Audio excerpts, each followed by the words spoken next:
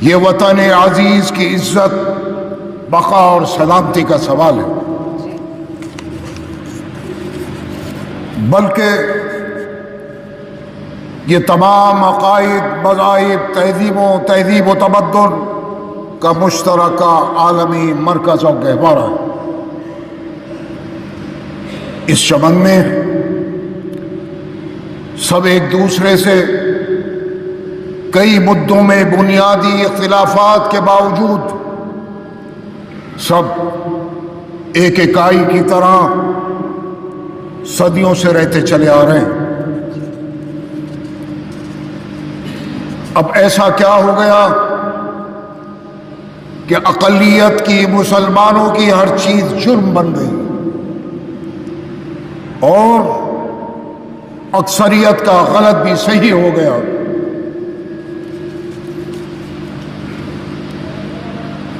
بزرگوں اور نوجوانوں، مسلمانان ہند اس ملک کی تنہا سب سے بڑی وحدت ہے، اور تمام دنیا میں کسی ایک ملک میں بھی سب سے زیادہ بڑی آبادی ہے۔ تقسیم ہند کے باوجود بھی نفرت اور نفرت کا بازار آج گرم ہے۔ اس سے پہلے آپ نے اور ہم نے کبھی ایسا نہیں دیکھا تھا۔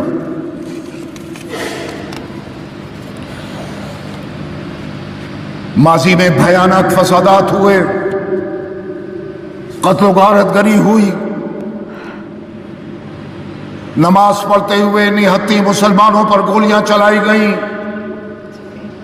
لا تعداد مسلمانوں کو زندہ زمین میں دفن کر کے اس پر ٹریکٹر چلا کر گوبھی اگا دی گئی۔ آپ کو یاد ہوگا میرٹھ میں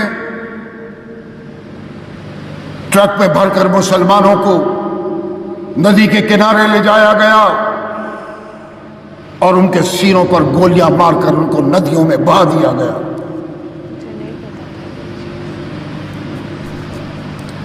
ہزاروں سکھوں کا قتل عام ہوا، لاکھوں معصوم جانیں تقسیم وطن کی ذمہ دار ہوئیں، مگر اس وقت بھی نفرت کا زہر ملک میں نہیں پھیلا۔ ایک وقتی طور سے حالات خراب ہوئے، لیکن اور ہندوؤں اور مسلمانوں کے درمیان جو آج نفرت ہے، وہ نفرت اس وقت اتنی نہیں پھیلی تھی۔ آسام میں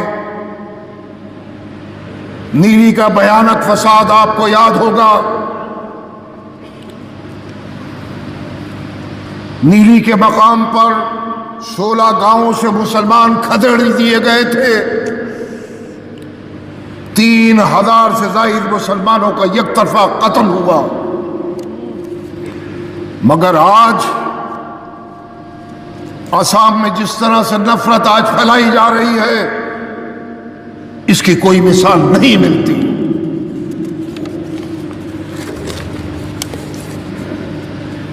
مسلمانوں کو بیوقوف بنانے کے لیے کمیشن بنائے گئے، لبران کمیشن بنا، گوپال کمیشن بنا، شری کرشنا کمیشن بنا، اس کے علاوہ بھی مختلف کمیٹیاں بنی، مختلف کمیشن بنے۔ مسلمانوں کو ڈرا ڈرا کر ووٹ حاصل کیے گئے، اقتدار حاصل کیا، لیکن ناانصافی، محرومی اس ملک میں مسلمانوں کے مقدر بنا دیے گئے۔ آزادی کے بعد وہ تمام تحفظات جو اس ملک میں مسلمانوں کو ملنا چاہیے تھے، وہ نہیں ملے۔ ان تحفظات سے ایک سازش کے تحت مسلمانوں کو اس ملک میں محروم رکھا گیا. اس ملک کے مسلمانوں کا ہمارا کیا گناہ ہے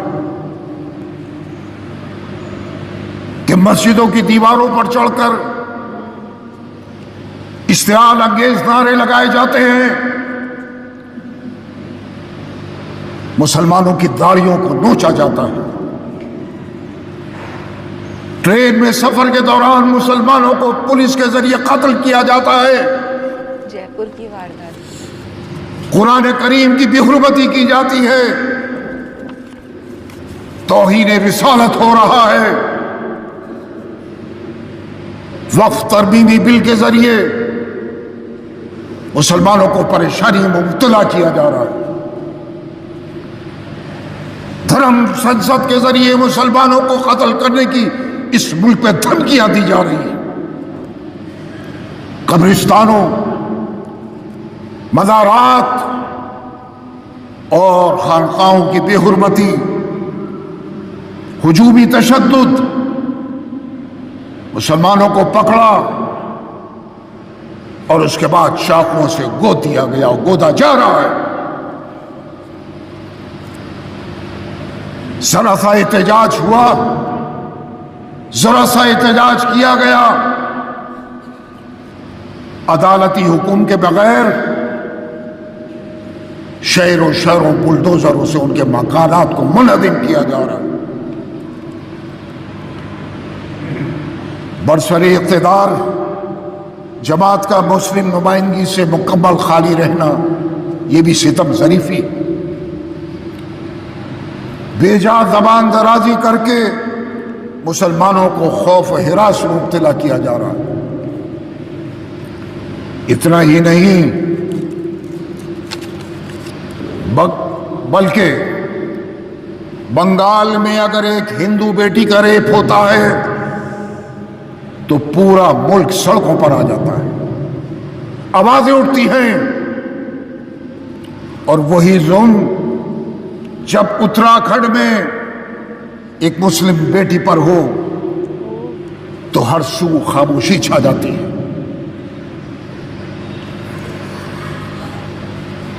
میں آج اس ہندوستان کو تلاش کر رہا ہوں جس کا خواب ہم نے اور ہمارے بزرگوں نے ماضی میں دیکھا تھا. وقف ترمیمی بل آیا، وقف شریعت کا حصہ ہے. ہندوستان کے مسلمانوں نے اپنی جائیدادیں، اپنے مکانات وقف کیے، کسی نے وقف اللہ کیا، اللہ کے نام پر وقف کیا، کسی نے یتیموں کے لیے وقف کیا، کسی نے کسی ادارے کے لیے وقف کیا.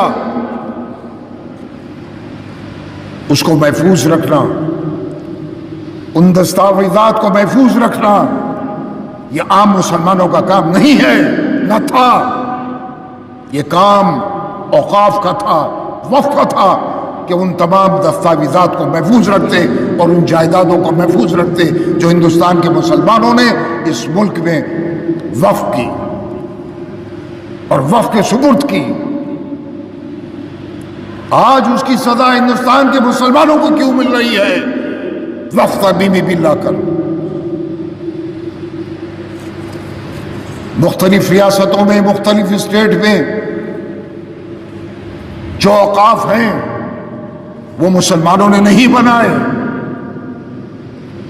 وہ اسٹیٹ گورنمنٹس نے بنائے.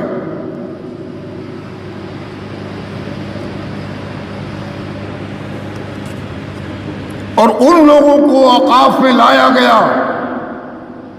جو ان کے آگے ہاتھ جوڑتے تھے اور جو چاہتے تھے کہ ہمیں ایم ایل اے بنا دیں، ہمیں ایم پی بنا دیں، ہمیں فلاں چیئرمین بنا دیں. ان لوگوں سے کہا جاتا تھا کہ ہم تمہیں وقف میں لے آئیں، اور ان لوگوں کو حکومت نے اوقاف میں بھیجا مسلمانوں نے نہیں بھیجا، اسٹیٹ گورنمنٹ نے بھیجا، جو بدعنوان تھے، جنہوں نے جائیدادوں کے دستاویزات کو بیچا، ختم کیا اور خفیہ طور پر ان جائیدادوں کے سودے کیے،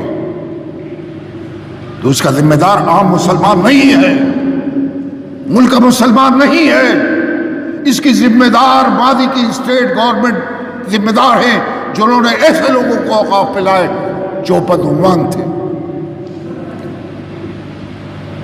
آج آپ نے جن جائیدادوں کو وقف کیا ہے، ان کے دستاویزات اگر آپ وقف میں جا کر تلاش کریں گے تو دستاویزات نہیں ملیں گے،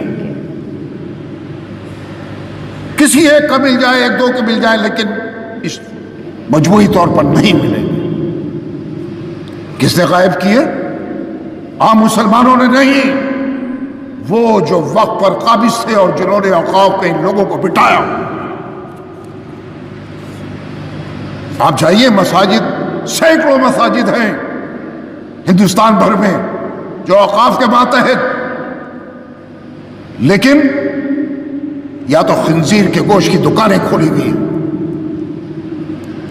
یا لوگ رہ رہے ہیں، مکانات بنے ہوئے ہیں، وقف کی زمینوں کو بیچا گیا۔ لیکن کیا کس نے؟ جو وقف میں تھے اور رہے۔ میں زیادہ دور نہیں جاتا، رنگ روڈ پر، دہلی میں رنگ روڈ پر پرانا قبرستان، اس کے برابر ملینیم پارک ہے، آپ نے دیکھا ہوگا،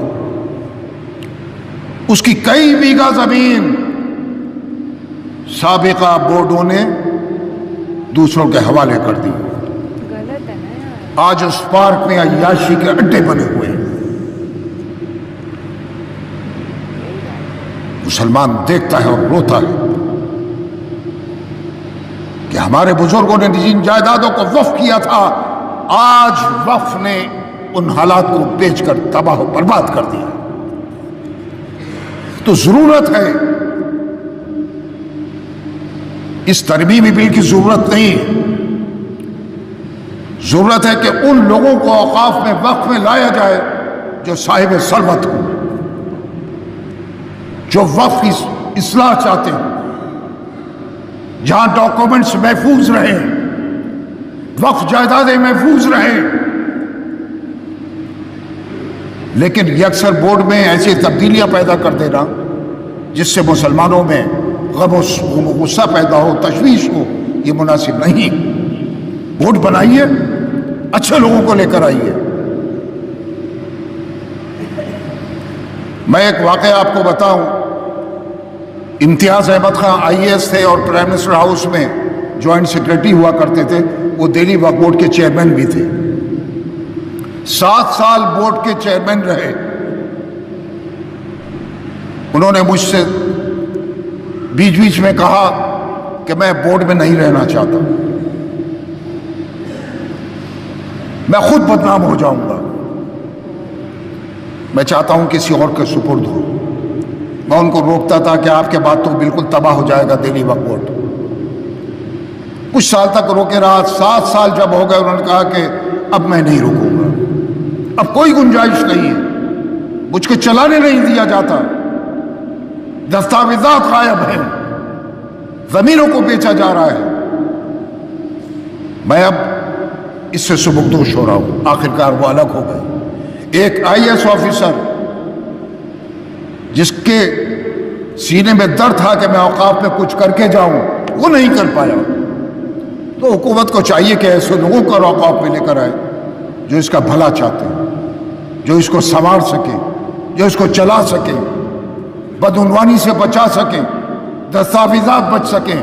ایسا بورڈ حکومت کو بنانا چاہیے، نہ کہ ایسا بل کہ جو مسلمانوں کے اوپر تھوپا جائے۔ اس کو مسلمان، میں سمجھتا ہوں، برداشت نہیں کرے گا۔ عزیزان محترم، میں نے ان تمام حالات کا ذکر پورے ملک اور مہذب معاشرے کو دعوت